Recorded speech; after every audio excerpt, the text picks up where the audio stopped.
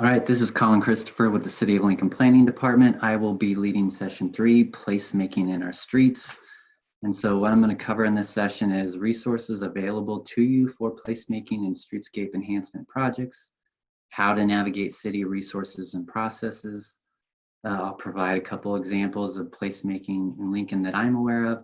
And then finally, I'll wrap up with some suggestions on how to organize and advocate for both placemaking and streetscape projects. So let's start with resources. I would generally categorize resources into 3 distinct groups. That first one, private funding or crowdsourcing. I think Kat and Caitlin did a really good job of showing some examples of that. Number 2, placemaking grants and nonprofit support.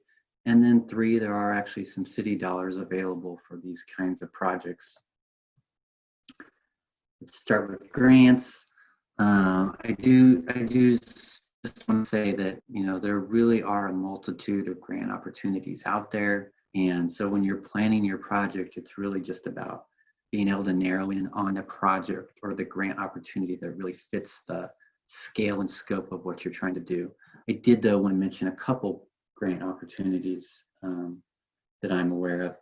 Number 1, the Bloomberg Asphalt Art Grant. This is a pretty new initiative. It's a $25,000 grant that allows for artwork within the street. That could include the street itself, but also alleys, sidewalks, underpass treatments. And so that's a really great, if you're looking for something in that $25,000 range, that's a really great one to go after. And then the second one I wanted to mention, the AARP Community Challenge Grant.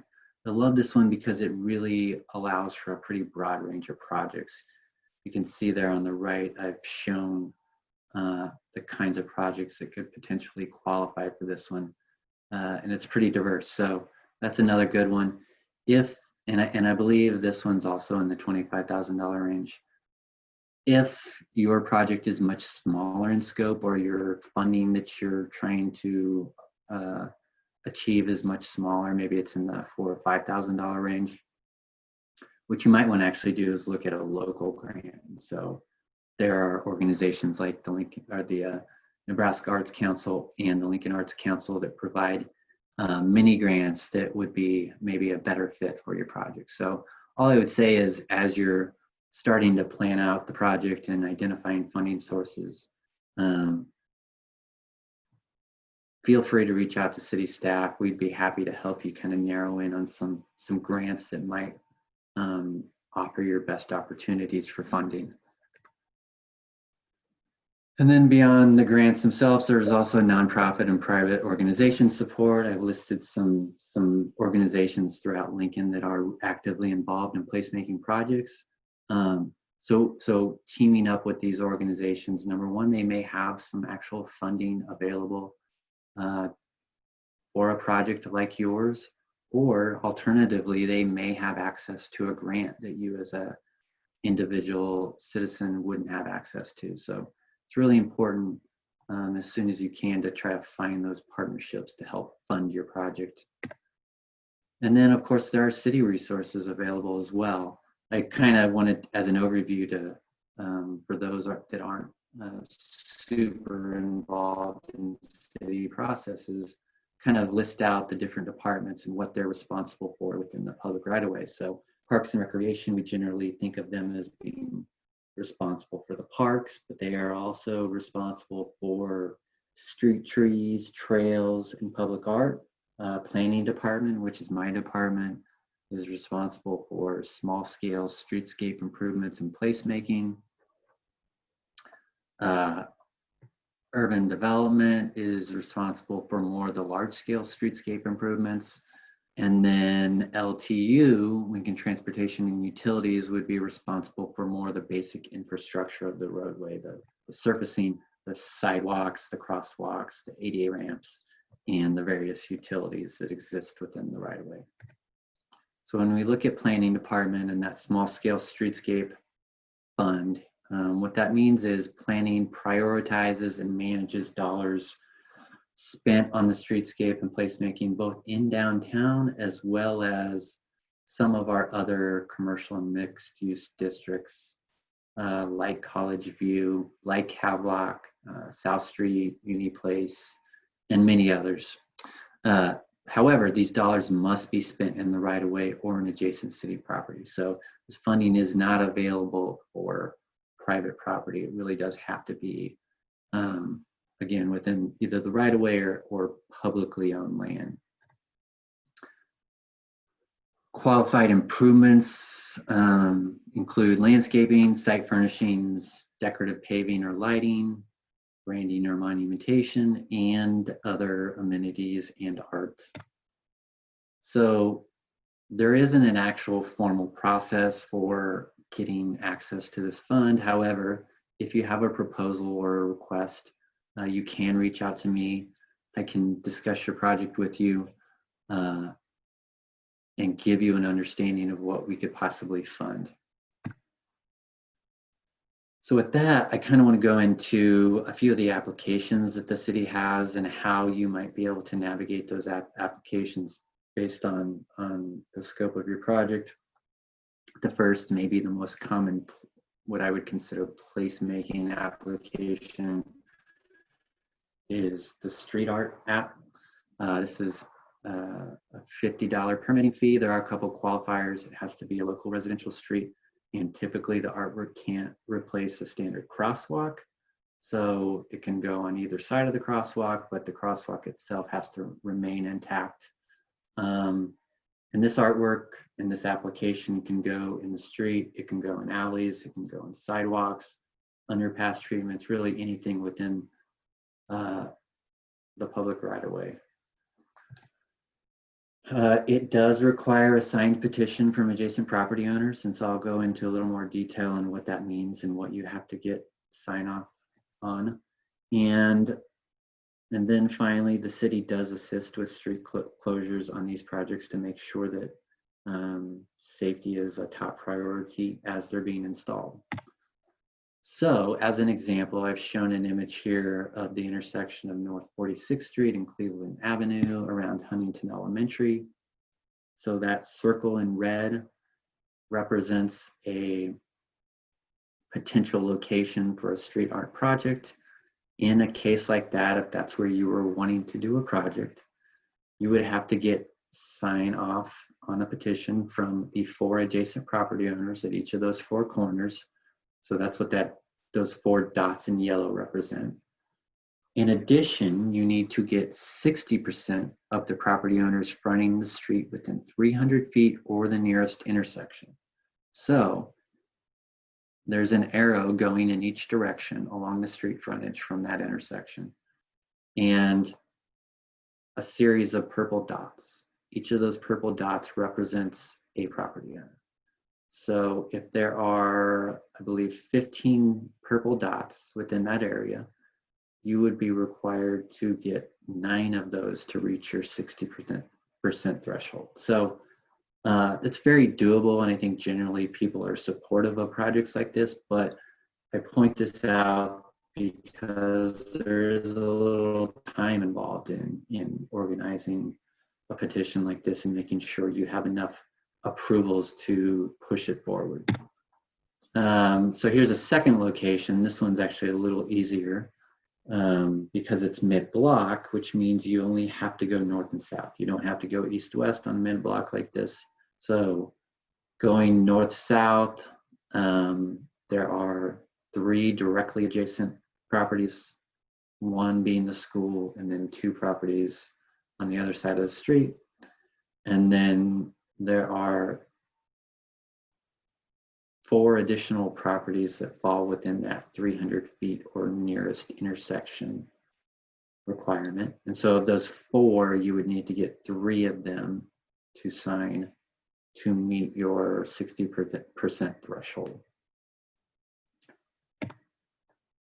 So that's the application. I did also want to show a few examples of how this has been applied through the years. So this application was first introduced in 2010, I believe, and since then we've had 4 or 5 of these projects come through the process. We would love to see some more. This first one was was done near Randolph Elementary. And in this case, the local residents wanted to find a way to make the area around the school a little more pedestrian friendly. And so they did art to accomplish that. And the paint for all this project, I believe, was donated by a local paint company. So the cost was able to be relatively low because of that. And they worked with the elementary school students themselves to come up with the designs and obviously here, as you can see in the picture, to actually implement the design.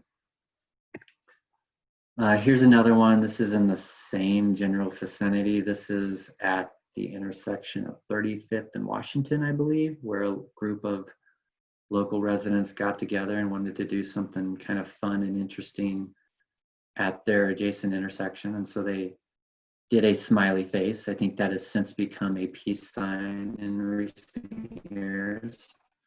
A third example, this one is in the Haymarket.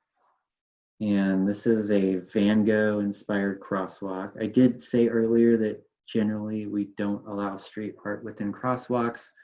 This was actually a bit of an exception to that because this is not technically a official city crosswalk. It's more of kind of an informal place where people cross mid-block. And so we did allow it in this particular example. And then here's a fourth application. This is actually one that is going through the approval process right now.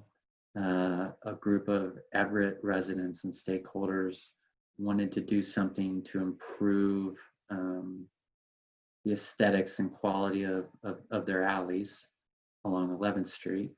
And so they are, along with some other improvements like landscaping and lighting, they are requesting to do street art at the entry points of the alleys in 4 different locations along 11th Street. So you can see on that top bar the artwork that's being proposed, and then on the bottom bar the existing photos of how those alley entryways look today. And I think their plan is hopefully this towards the end of this summer, if they get approved, they'll be installing those.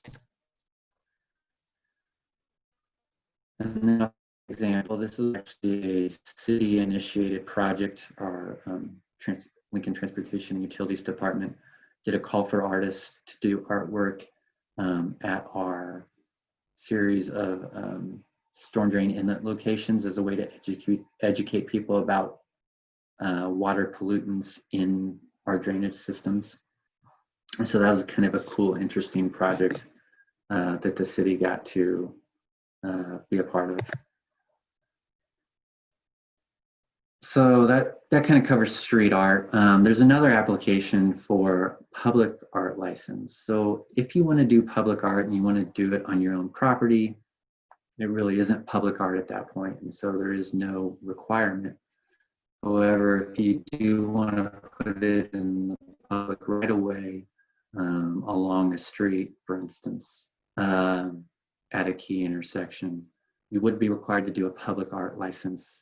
It has a $100 permitting fee attached to it. That permitting process does require you to identify how long you plan to keep that piece of art in place. And then at the end of that time period, if you want to keep it out there, keep it in the right of way, you would have to go through a renewal process that would require an additional $25 fee. The reason for that, just ensuring that as you're getting that renewed, ensuring that the piece itself has been well maintained and that it's still viable as a piece of art. So that whole permitting process is done through Parks and Recreation, if you're interested in that. And then I did want to briefly talk about murals real quick. Murals on private property generally do not require city approval. So this is an example in the back half of Gallery Alley in the Haymarket. This is on a privately owned building, and so they were able to do that without any approvals. On the other hand, this one, which is along North 27th Street, is on a publicly owned bridge structure. So Matt Talbot Kitchen wanted to do this mural, they contacted the city, and the city did a pretty thorough review process to make sure that the materials they were using weren't going to damage the bridge in any way, that that the content of the mural itself made sense for a publicly owned bridge, and ultimately the city did sign off on that and allow that to be implemented in that location. Another example, this isn't actually a mural, but it kind of has some similar qualities. Public Art Lincoln this summer did a call for artists and ultimately selected 10 pieces of art to install along billboards across town. And so billboards, almost without exception, are on private property. And because of that, they do not require the same approval that they would require if they were on public property. One other possible application process for placemaking, sometimes placemaking takes the form of not a permanent installation, but a special event. And so this is an example of that. These images were taken from an event called Play on P Street that was organized last summer in coordination with the Lincoln Arts Festival.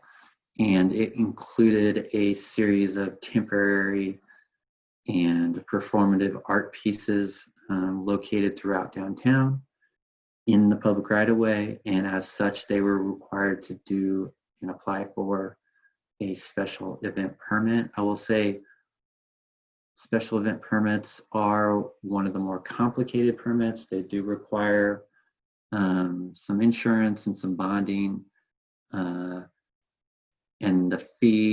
the permitting fee for that can vary quite a bit depending on kind of the scope of what the event you're proposing. So if you're thinking of doing an event like this, whether it be a block party or something more art-based, I would say you really need to plan ahead and make sure that you're in contact with city staff as soon as possible to make sure that what you can do can be done and that you have time to organize all the insurance and bonding that you need to make an event like this happen. And then finally, I just included some imagery from some miscellaneous placemaking projects that I've seen throughout town. Not all of these are in the public right away, but you've got on the left there, painting of trash bins in Cooper Park. In the middle, the painting of ash trees that were set to be removed because of emerald ash borer.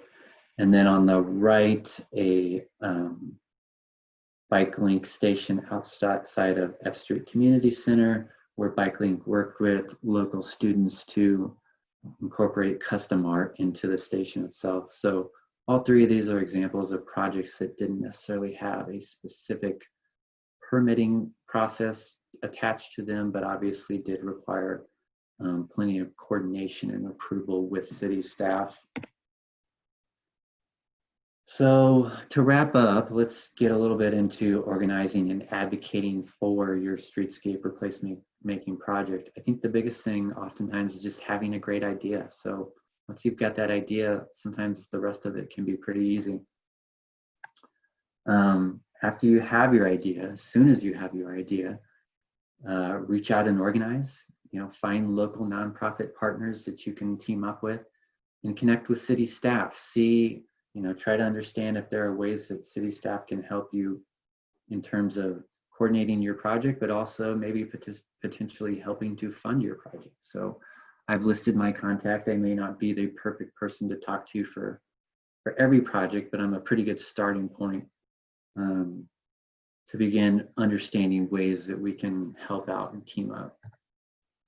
And then once you've done that, then it's about collaboration. It's about coming up with that plan to fund and implement your project, maintaining communication. If certainly seen examples where someone came to us with a great idea and then they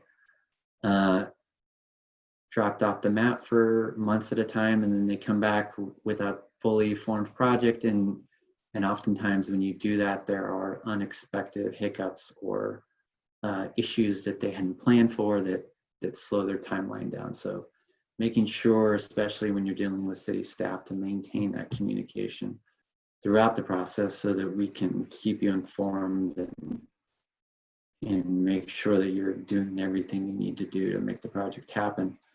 And then in terms of timeline, I just say be realistic. Even the smallest projects can take a lot of time to organize and fund and implement. So be realistic with the timeline that you have set out and just stay on task, and I think we can make it happen.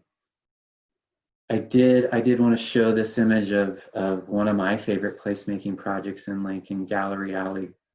I think it's a great example of how, in this case, one individual was able to initiate a really great placemaking project. So Anne Burkholder, who owns one of the adjacent buildings to the alley, for years did everything she could to make that alley a little more inviting through the painting of her building and artwork on the building attached to the building. The city saw what she was doing and said, hey, we think we could do something even cooler here, and engaged her on this project. And I think the end result was something really special that might not have happened if Anne hadn't been doing what she was doing on an individual level to kind of spark that interest in that project. So as we close out here, I did just want to finish off by saying, beyond your own individual projects that you have in mind, I think if you want to really have an impact on your neighborhood, on your community, one way to do that is to advocate for your projects through the city planning process. There are always planning and design processes happening at the city. And so, volunteering to be a stakeholder if you're asked, attending public meetings, providing that input, providing that feedback, it's a great way to contribute to placemaking in your city. We are currently undergoing our update to the comprehensive plan forward. And our comp plan has an entire section on placemaking. So that would be a great place to start. And if you have the time, volunteer for city boards and commissions. The planning department, as well as parks, has a number of design review boards that can have a tremendous impact on placemaking throughout the community. So if you have a design or art background, or even if you don't, but you just have a real appreciation for urban design and public art, I think that being involved in one of these commissions can really be advantageous for you, but also advantageous to our community. So with that, I will wrap it up, and I just wanted to provide my contact information here one more time. If you have ideas, if you have requests or proposals, I would love to hear what those are. And I wish you the best on your placemaking efforts. Thank you.